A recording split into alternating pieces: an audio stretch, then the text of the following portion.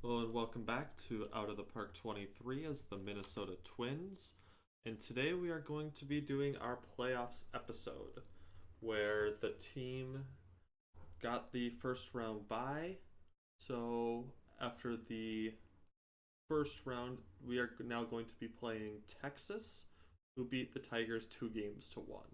I'll be honest, I was kind of rooting to play the Tigers just because I think that it would be fun to get to play that AL Old American League Central rivalry game. I think this is actually the first time since I split the divisions up that another American League Central team has made it into the playoffs. White Sox have been pretty bad, as we've seen in our division with them. Tigers really haven't been super good other than this year. And if we look at the expanded standings, they kind of overperformed by quite a bit. Either they were only a +2 run differential team, and that still led to 90 and 72. Yeah, +11 in one-run games.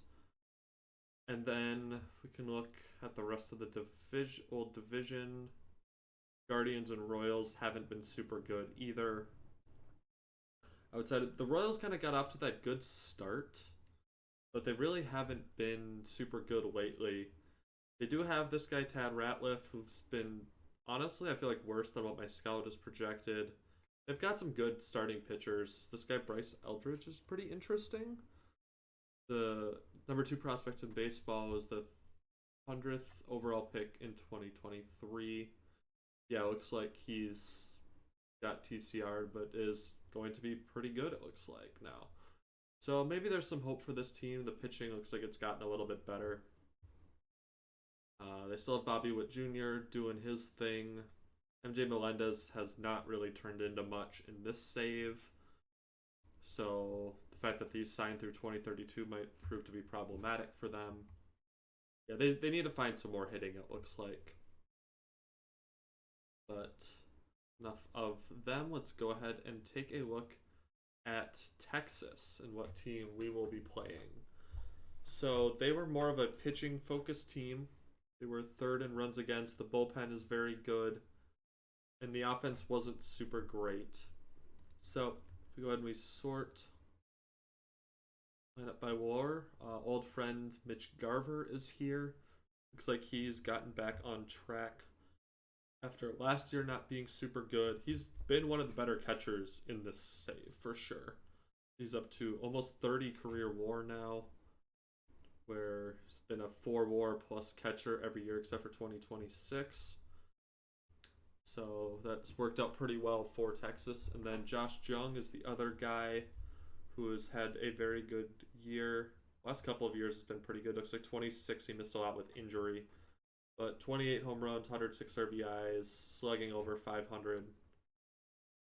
Obviously, he's going to be one of our biggest concern points. And Corey Seager just is still Corey Seager. Looks like he's got a bunch of awards he's racked up. Shade under 4 WAR. Looks like he's been about a 4 WAR player the last couple of years. So kind of right about his contract, which is still going to go for another, looks like 4 more years after this one. He seems like he's aging a little bit better than Correa, honestly. The defensive ratings have never been as good, but at this point, Correa is basically this player also.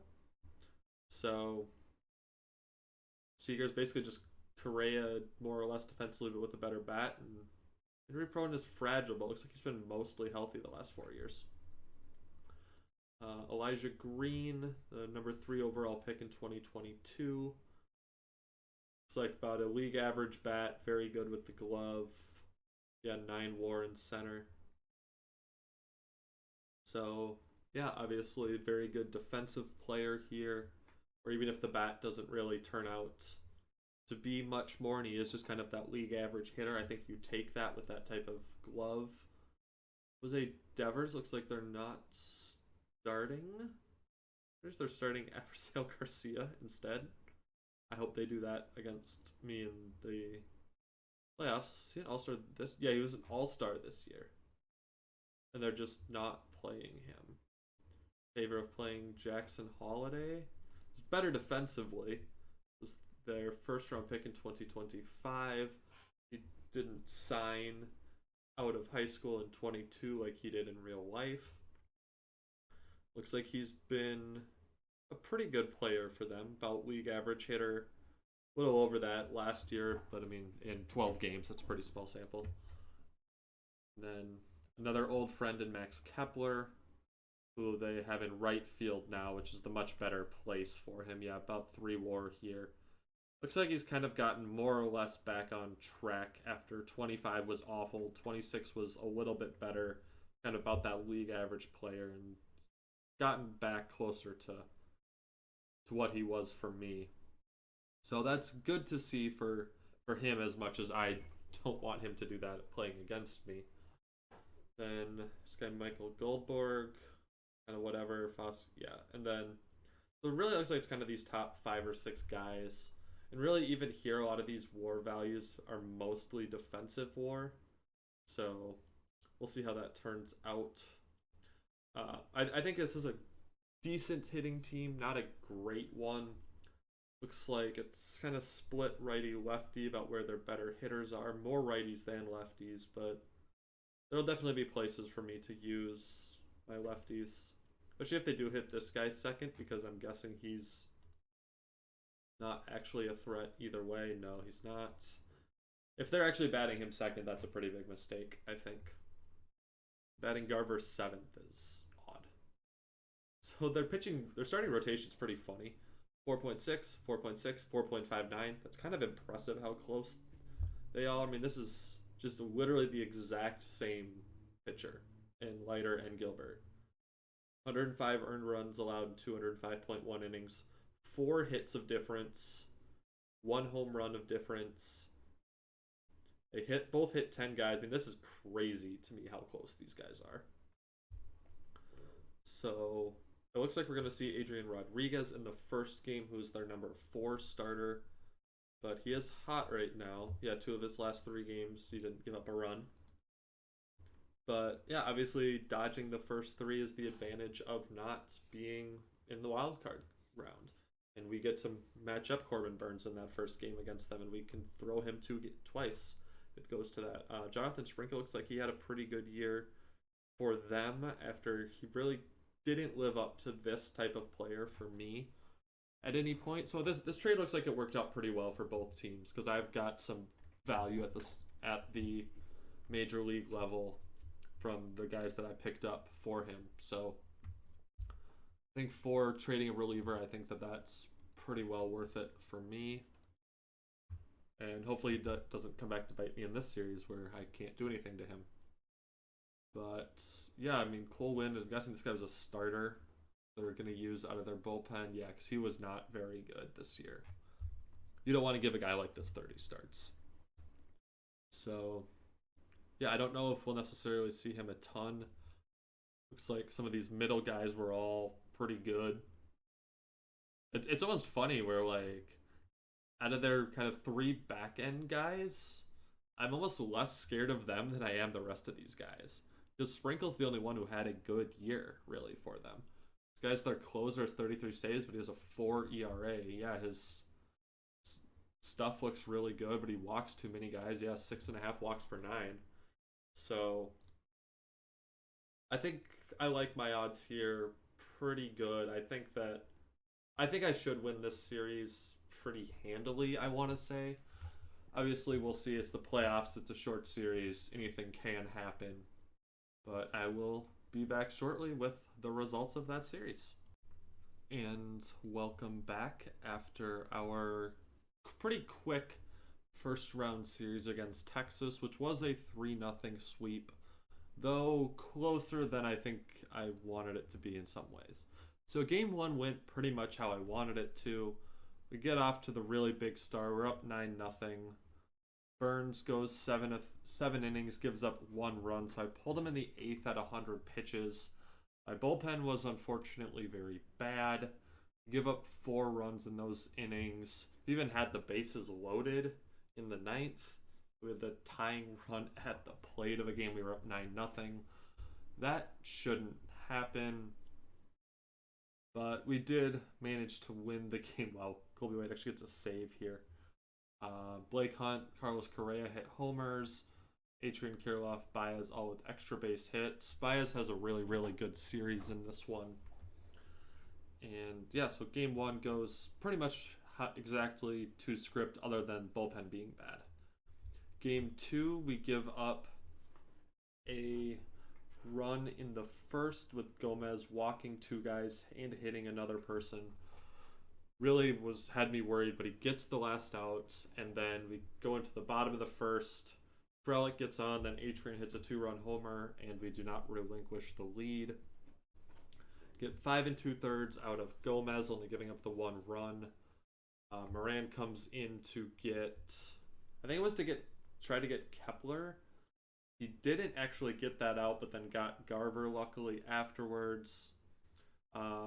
Boydus got through the 1 inning. I tried to micromanage the right-left matchups maybe a little bit more than I should have, and ended up having him try to get Goldberg, who gets the hit, and then does come around to score off of Nardi. Karinchak then does come in, get 4 outs for me to lock down the 3-2 win, where very close game. Defense started to get a little bit more concerning here, and the defense didn't really get better. We have multiple errors in the first couple of innings. I don't actually think this was an unearned run, but once again, really good outing from my starters. My starters go 5 2/3, 6 2/3, and 7, all of them only giving up 1 run. That's really, really good sign moving into the next series. Karinchak again doesn't give up anything. This game was the massive home run from my other young outfielder, Joshua Baez, who is the series MVP, makes sense with the 500 batting average, plus the go-ahead 3-run home run in the top of the 8th off their closer, who we were able to get to the span of 5 hits in the 2 innings after doing nothing against Logan Gilbert, who had a very good playoff run for Texas, goes 7 1/3, no earned runs in the first outing against Detroit, and 7 only giving up 1 run to me. So that's really good playoff sign for them, I think, there. But yeah, so we do sweep Texas, and now we go on to face definitely not who I was expecting to in Arizona, who actually swept San Diego. Who was definitely I was expecting to play San Diego here. But Arizona's 5-0 in the playoffs as the number 6 seed. So that means that I probably should be a little bit more scared of them than their stats would suggest. Obviously, they're only 9th in runs scored in the American League, so bottom half. 5th in runs against, only a +11 run differential on the year. And they're also down this guy who still unknown recovery time from an injury at the beginning of September. Which is unfortunate, obviously, for them. He's probably their best player. So kind of impressive that they've been able to do this without him. Looking at their team, they are paced by the young rookie Juan Gomez, who is one of the 2 guys who will steal Rookie of the Year from Adrian. I was really hoping that Adrian would be able to get that award into hopefully a good long career for me. But Gomez puts up 5.5 WAR in half of a season. Good defensive player, hit 28 home runs in those 97 games. It's just absurd year from him. He was one of the series MVPs, the division series MVP. So yeah, obviously that's a guy I have to be scared of. And then the only other person above 2 WAR for them is their catcher Cooper Hummel, who was, it looks like, mostly their backup catcher maybe, but had a pretty good year. Signed through 2030 through his age 35 season. I'm guessing they started the year with Contreras being their main catcher, and then Hummel's kind of taken over because he's been hitting a lot better and playing better. Ketel Marte looks like he's having a average-ish season, not super great anymore. He's starting to age out. Nick Ahmed's still good defensively, not a hitter at all. Alec Thomas looks like was hurt a lot of this year. He's not a great center fielder. Let's see. Yeah, it's not this year, so I'm guessing that means Yeah, concussion. Oh man, concussion. Seeing the concussion tilts me because of what happened with Tua tonight. So yeah, that'll tell you when I'm recording this video when it comes out. So yeah, not a ton of scary offensive pieces. You've got 5 people only that are above league average OPS plus wise. It's really Juan Gomez is the big guy that I'm going to be scared of. Let's see. And his splits are massive. So at the end of games, he's only going to see lefties. We are going to just toss out he's gonna see a lot of Andrew Nardi, I think, at the end of the game is what the plan is going to be there. Pitching wise, looks like their starters were all pretty good. Avery Short, they get to line up the rotation exactly how they want to as well. Because there was one series that went to 5 games, so there was enough time that you can kind of line it up. Avery Short, who I'll get in game 1. Looks like he had a very good outing against Toronto, was okay against San Diego. Honestly, this is a Jose Alvarez type of guy, ground ball pitcher. If I can get the ball in the air, then I'll do damage. Otherwise, I won't. Kyle Wright had a pretty good year as this All-Star this year. Yep. So, good season from him. 182 innings with an ERA of 3.16. He'll get Cy Young votes probably. Grabbed him on waivers all the way back in 23. Looks like he's been generally a pretty good pitcher for them. Outside of last year, he was bad. Other than that, I mean, this isn't even his first R-WAR above 4. Brooks Wilson is a 31-year-old. Another player claimed on waivers from Atlanta. That's kind of funny. Looks like was reliever in 25, maybe coming off rotator cuff surgery. Yep. To come back have a pretty good year. Looks like pretty lucky though. So yeah, would mean didn't pitch against Toronto. They have a pretty quick hook with him. It looks like if he only went 3 1/3, 69 pitches, nice. Then Zach Williman, it looks like it's their 4th starter, who they've only partially been using as a starter. Is he like an opener or something? Oh, they used him at the end of the game here against Toronto, the first round of the playoffs, and then they didn't use him. Yeah, so it looks like they used him out of the bullpen. So that's a little interesting. Oviedo's been, it looks like, split between pitcher, like starter and reliever. Another waiver claim. Looks like Arizona's done pretty well with waiver claims this year. Dylan Peters, it looks like, has gotten some starts. They've kind of been all over the place. It's like Logan Reinhart was their closer and led the league in saves, but now he's a middle reliever. That doesn't make any sense to me. So, honestly, I mean, I should win this series as well. Like, this is not a team that should be super scary. We won 8 more games than them in the regular season. I like all of my starting pitching matchups, probably. I mean, this should be, I think, another series that I win pretty handily. But they're 5-0 in the playoffs. So we'll see what happens. I'll be back shortly. And we are back now after the Arizona Diamondbacks series, which once again did go pretty well for us. We get off to, again, game 1. We've played very, very well in those. We win 13-2. Game was never really close. Got a decent start, I guess I would say, from Burns. Nothing super outstanding. It was funny, at this point he had the worst ERA out of all my starters after that start, which I thought was pretty funny. But yeah, I mean, the bats were really good in this game. Pitching wasn't terrible. That's really all there was to it.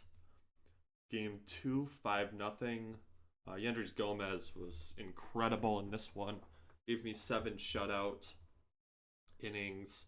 We were coming up to the top part of the order in the 8th, so I just kind of made the call of I don't really want to risk it because of the lower stamina. Yeah, you could definitely make the argument I could have tried to push him for a full 9-inning start, but the advantage I have here is this would be a day off following this one, so I'm not as concerned about the bullpen. Obviously, we didn't have to use like a Karinchak or anything like that in this one. But yeah, the bats again here were pretty good. Especially kind of early on, we hit around the starters pretty well. Miranda has had a good game in this one with the 2 hits and including the home run. And then game 3 is really where this becomes a series. It's a 4-3 game where each team's rookie hits a go-ahead home run. We're up 2-1. Gomez finally gets to me here. Alvarez was a little rough in this one, so they go up 3-2, and then Adrian comes back in the top of the 4th to hit a 2-run home run to go ahead. Our bullpen was pretty good in this one after Alvarez puts up really our first dud of a start. And really, this isn't even a dud either. 3 runs in 4 innings isn't the worst thing in the world. Duran was locked down. Everybody else got the outs they had to. Nardi comes up really big this entire series for me.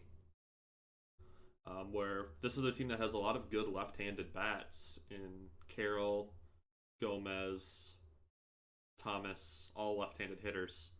So being able to get them out was really important for me, and Nardi does a good job. So we go up 3-0, hoping to get a sweep.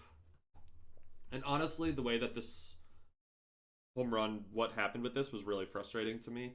Because honestly, the most annoying thing that happens in this game, I think far too frequently, and maybe it's just the graphical stuff, which obviously, if you've played the game, you know, not super great, not the reason you play the game. But we have runner on first, 1 out, ground ball to the pitcher, should be super easy double play, is actually an infield single somehow for Kobe Mayo, who's super slow. And then Hummel hits the 3-run homer after that. And then literally the exact same animation plays 2 batters later for a double play. And that was frustrating to me. Not a great way, in my opinion, to lose the game. I get 3 innings here out of Nardi to try to keep the game close, to deal with the lefties. Karinchak I tried to get 2 out of. Maybe that's a little aggressive considering the 25 stamina. Gives up the walk-off to Rojas. Is what it is. I'm mostly frustrated about the pitcher thing. And then in game 5, we play a 13-inning game after Colby White blows the game in the bottom of the 9th, because I didn't want to use Karinchak, Duran, or Nardi in this one because they were all like orange tiredness. Or no, I used Duran, and then I didn't, because I didn't want to use Karinchak and I didn't want to use Nardi. And I can see at the bottom of there, I ended up using Nardi in this one. I got a pretty good start out of Burns. Really good outing from Duran. Colby White blows it in the 9th, like we talked about. Moran came in to get Gomez, failed, but got... No, he got Gomez, and then the hit that he gave up was me pressing buttons too quickly, and he faced a righty in the top of the 10th, or bottom of the 10th, which I very much did not want. Luckily, Boedas closed the door for me. He's, again, been probably one of the biggest revelations of this season, at least as far as my bullpen goes. And then, really, the plan after Boedas was Sanchez until I take a lead or the game ends. And even then, it would have been, I might have pitched him, kind of dependent on where we were in the lineup. Thomas did get hurt and had to get pulled in this one. But I believe it was top of the order is where I was. And I was just basically like, I'm not taking a risk with anybody else in my bullpen. Tired Nardi is better than anybody else I've got, and he comes in and shuts the door for me. Their starter also did get hurt, which is a little unfortunate, I think, as well here, because he was doing pretty well before he had to get pulled, and I get to the next guy. So that's a little unfortunate there. But we do win the series 5-4, or 5-4. Score last game was 5-4. 4-1, so no undefeated run through the playoffs for us. And now in the World Series, we will face the Washington Nationals, who are probably the best team in baseball this year. I'm not gonna feel super bad if I lose this series. This offense is nuts. Um, wow, that's a lot of lefties. These mid three are all lefties too. So this is wow. This is a lot of left-handed hitters. Lots of lefties, two and a switch hitter in there. So yeah, not having a lefty starter is not going to be great for me. The fact they have three lefty starters, I don't love either because that means I'm probably playing Kavoko more. Kirilloff will be available. I mean, their bullpen's pretty much exclusively right-handed pitchers, so I'm gonna have to think about how I want to structure my lineup for this one. But I mean, if we just go through the hitters, I mean, look at this. This many guys that are all 100 OPS plus or higher. Jesse Franklin was this trade way back in the day. Lots of trades with lots of Atlanta related stuff in these last couple of videos. Interesting. Oh, right. This was they traded Joe Ross away and got this guy. I mean, that's a pretty good trade for them. It's Adam Duvall. He's retired now. But I mean, this trade is working out pretty well for them. Picking up that guy who's, yeah, obviously monster season, second straight year leading the league in home runs. He's a problem. Kybert Ruiz, I believe, was the MVP of the NLCS for them. Very good catcher, good hitter, doesn't strike out at all. Yeah, I mean, this is basically, he's also very similar to Blake Hunt, honestly, except maybe a little bit better hitter. Signed through 2032 on a pretty good deal as well. So, yeah, he's a problem. Tamar Johnson's a problem on the base paths. He stole 55 bases this year. At 184 hits. Him at the top of the lineup is a problem. He's definitely turned into a really good pick that they made in the 2025 draft. And yeah, he's still arbitration, not even in arbitration until 29, it looks like. Juan Soto was extended by the Nationals in this save. He hasn't been the superstar this year. Only putting up 5.3 WAR, not even the best corner outfielder on the team. Shame. But yeah, obviously he's still Juan Soto. That's a problem. They have Jonathan India in this game as well. Kind of their replacement this year for. They finally were able to replace Luis Ortiz, who they traded away. Or at least Luis Garcia, who I was considering. Starts out in the Nationals, and they traded him pretty early on. So, looks like they signed him after he played out through his arbitration time in Cincinnati. He's had a good year. Eric Pena's not great defensively, but is a pretty good hitter. 38 home runs. Gavin Sheets hit 30 plus homers. Ryan McMahon is just here for defense, I think. Yeah, 60 defense at third base. And then Kyron Paris, I'm guessing he's not who they really want to play at short, but he's good enough defensively there. Let's see, who would that have been? This guy, maybe they're starting shortstop. Looks like it. Oh, wow. Yeah, this guy's a stud defensively. Holy crap. Yeah, 1.5 WAR with 40 OPS plus. 25 zone rating? Who is this guy? This is a guy who just starts out in their system, I guess. And yeah, I mean, this bat is obviously terrible, but wow. Okay. Yeah, he's good. He's gonna win Gold Gloves forever. Armando Cruz. What a crazy glove.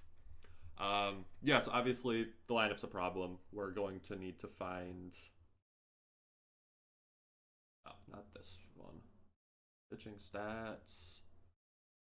So the rotation isn't super great. There's damage to be done here. Looks like they're probably going to do the same thing that we're going to do with our pitching, and that they're going to throw their number 2 starter in game 1 here. Jonah Doan looks like he was about league average guy. Looks like all of their starters were kind of roughly league average. Brandon Little was their ace, and even then by FIP he was pretty much league average. As far as the bullpen goes, looks like Geraldo had a pretty good year. Their closer Mason Thompson looks pretty good. I mean, really, it's sort of a mediocre bullpen. This guy looks pretty good too, this Eddie Demurius. Minor league free agent signing in 24. So I mean, it's kind of a lot of roughly league average pitching. Bullpen looks like it's got some decent guys. But really, this is a can I keep up with the offense type of series. My offense has been pretty good in the playoffs this year, so I think there's definitely a pretty good chance for us. I think we're the underdogs in this series. Our bullpen's really going to have to hold the fort. I think especially with Alvarez and Marquez. I've got some concerns there with how they've looked in their last outings. But Burns and Gomez, if I'll get 4 games out of them if the series goes to 6 or 7. And really, a game 7, I might do something different than Alvarez or Marquez again, depending on how the beginning of the series goes. But the plan here is definitely Gomez in game 1, Burns in game 2, and then Alvarez and Marquez in games 3 and 4 on probably short leashes. Or potentially, if it's a super short leash, it might be some kind of Julius Sanchez piggyback to hopefully not burn a bullpen. It is nice having a guy like him available for if I do, get blown out in a game, which I think the odds of me getting blown out in a game in this series are pretty decent. Then I can use him to not burn a bullpen, though. I will say I'm not super keen on Moran, Ortiz, or Nunez in close spots in this series. But luckily I've got 5 guys that I do trust pretty well, though. I guess why did that go to you? With Ortiz, I guess it's really just kind of this one bad outing, right, against Texas. I just haven't been willing to trust him after that because that was such a bad outing. But it's one outing, probably shouldn't let it cloud me too much, but I've got enough guys that I do trust because they've been consistently good. Duran's finally had that shutdown postseason that I've wanted to see out of him. Where this Arizona series, he was absolutely lights out. Gave me 7 shutout innings. But yeah, so we get the World Series now with Washington. I'll be back shortly with the results of that. Let's hope it's good. And we are back after the World Series, which was very much a question of my team having one of the better pitching staffs in the league, and could we actually hold down the Washington Bats? So game 1 goes really about as well as I could have possibly hoped for. Bunch of home runs, bunch of doubles, 10-1 win. Gomez, absolute shutdown pitcher. Really could not ask for a possible better way to start off this series. Well, other than not getting beat by home runs from freaking Kyron Paris, hello? Why is this? This isn't the last home run he's gonna hit in this series. It's just, ugh. So game 2 features another home run from Kyron Paris, as well as a home run from Ryan McMahon. I guess that at least has a little bit of power. But yeah, I mean, this was the thing I was concerned about, was just getting blown out of the water in a game. I was definitely not hoping for / expecting it to happen to Corbin Burns after how good he was this year. Eric Pena had 7 RBIs off a grand slam and a 3-run bomb. So yeah, Frelick, Kirilloff both hit home runs. Pretty much what I decided to do in this series was just full platoon Kvoko and Kirilloff, because Kirilloff did nothing against lefties most of the season, beginning of the playoffs, and Kvoko hit lefties better than Kirilloff did, and honestly has hit them fairly well in spots when I've put him in the playoffs. So this was a right-handed starter, so we played Kirilloff. Washington also only has one left-handed pitcher in their bullpen, which means that even though they have the multiple lefty starters, I'm pretty safe to play Kvoko to start the game and then bring in Kirilloff once they go to their bullpen. And this is a strategy that worked out very well for me. You can see Kirilloff hitting a home run in this game off of the righty in the bullpen. Didn't mean anything in this game. The game was very over. But the strategy worked out pretty well for me. Then game 3 was one where, honestly, I I was a lot more worried about than the score would indicate. Because even though we get the 5-1 lead early, it felt like there were always guys on base. 6 walks in this game to go along with the 6 hits that they got. Nardi did absolutely the job that I asked of him in this series of coming in to face this meat of the order. He would face, in this game, it was Soto, Franklin, Pena, Ruiz, Sheets, all of which you can see high batting averages, multiple home runs in the playoffs, all had super, super good years. Inning and 2/3, no hits. Just perfect. Duran shut down. I mean, these 3 guys were all very good for me. This was a very, very good back end of the bullpen where even though this was a rough start from Alvarez, he only gave up 1 run. We were able to get out of jams when we had to. Yeah, because Duran came in with two guys on, got the job done. And yeah, because it would have been 2 outs in the 7th is when Nardi came in, got Soto, got the 1-2-3, got Sheets, went to Karinchak to end the game. So yeah, this was a good game from us to take the 3-1 lead at home and go into game 4, which was another game that honestly is much closer than this score indicates. As you can see here, after 7.5 was 5-2. I think the 9th they had some of their big guns due up. Yeah, I think it was Soto, Franklin, Pena that were due up in the 9th. So obviously that being a concern point for me.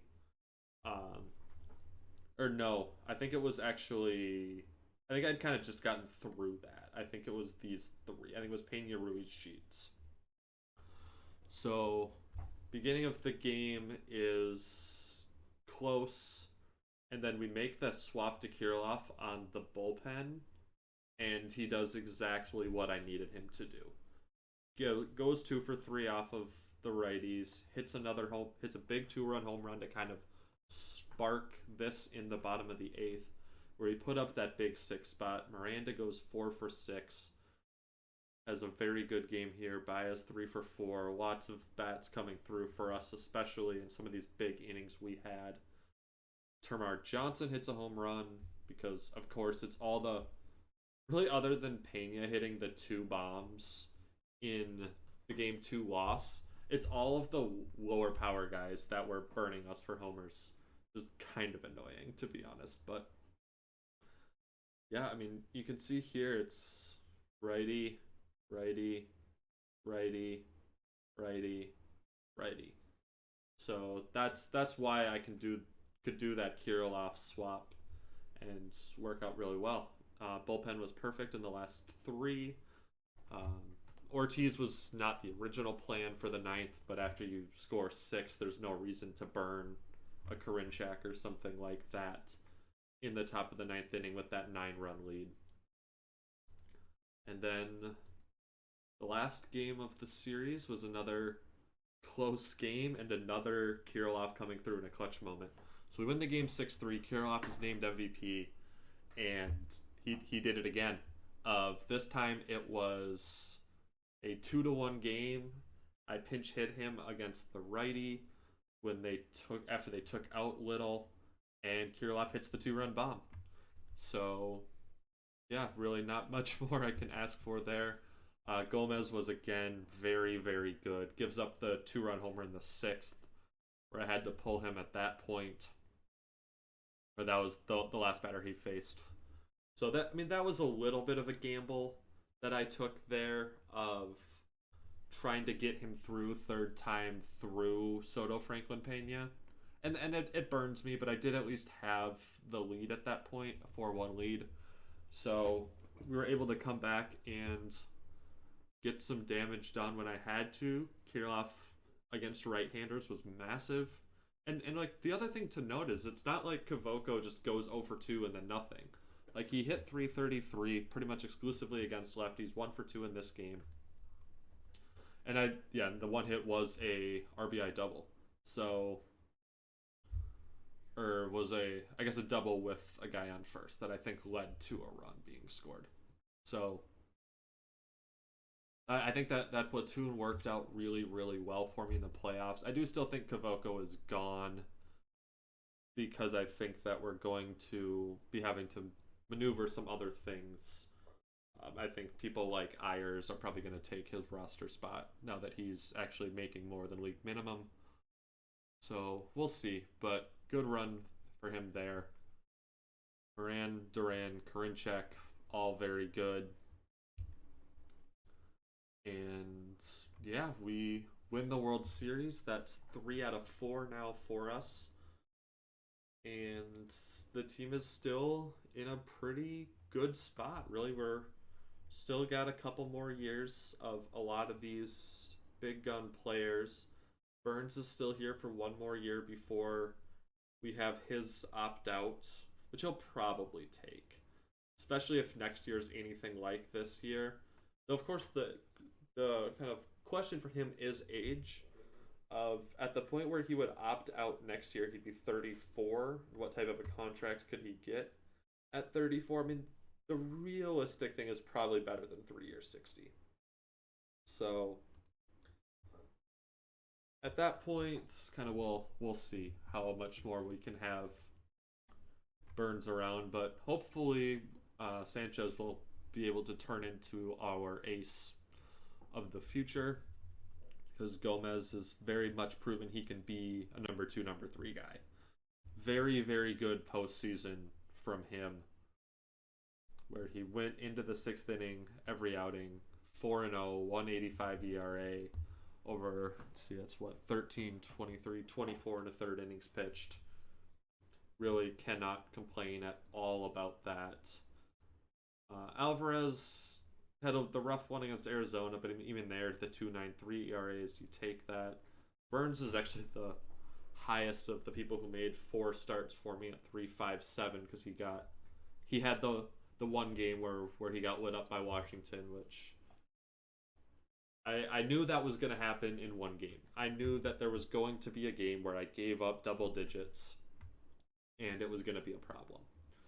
But the crazy thing is that just other than that one game, we did a really good job of limiting their offense. We're in the 4 games we won, 1, 2, and 3 runs allowed.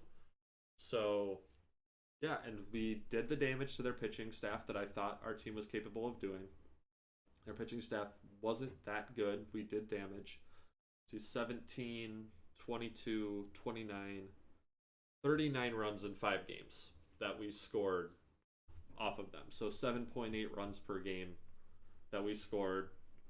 And yeah, I mean, that's really the pitching wins championships, I think, proved to be very true in this thing for us, where we allowed more than 5 runs once. More than 2 runs. I guess, yeah, we allowed kind of 3 or 4 in every game to Arizona. Or in 3 of the games to Arizona. But I think the fact that we gave up, so if we kind of set the threshold at 3, right? 1, 2, 3, 4, 5, 6 out of our 13 games giving up more than 3 runs. I mean, yeah, that's pitching being really good, being able to rely on our back end bullpen guys, our starters doing their jobs. Really, this feels like, I think, probably the best team that we've won a World Series with. Went 11-2 in the playoffs. Lots of good pieces playing well in the playoffs. And it's starting to kind of be, the next core is really starting to show up. Even though, I mean, we still have a lot of our guys for another couple of years of kind of that first core that was sort of the already there, added on a couple pieces, and kind of moved on. But then the sort of next core is starting to show up. It's Atrian and Baez. It's Gomez is going to probably still be a part of that. It's Sanchez. It's Alvarez. Boedas could be our maybe big time reliever in moving forward as well, because he He had a good job in the playoffs. Yeah, 4 appearances, 1 run allowed. So, yeah, exciting times. As far as the off season goes, when we get into that next one, the biggest decisions are probably going to be Frelick and um, Kavoko, where what we do with those two is going to be a decision. One thing that's potentially fun, I'm probably not going to do this, but it would be really fun. They have not. Oh, did they actually extend him? Boo. Oh, right. He has the opt out after this year that I think he will take because he's probably going to win MVP this year. Going out and signing Vlad would be really fun. I don't think I'm going to do it. Probably, he's probably going to want 40 plus, which just I don't have available, especially having signed Duran to that deal that I signed him to. But I mean, if I don't extend, if I let Frelick walk, I let Amaya walk, I let Kavoko walk. I mean, that's 13. Drop some of my budgets.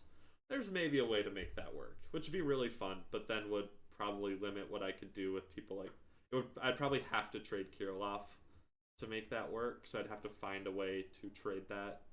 Which, I mean, coming off the year he had, again, maybe doable. Had a great playoff run.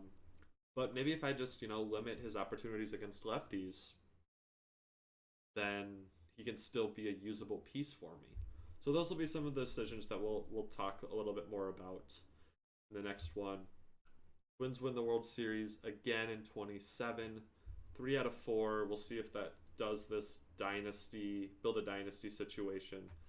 If that calls that achieved or not. I think the team is still in pretty good shape for being competitive next year. Hope you guys have a good rest of your day, and I will catch you in the next one. Bye.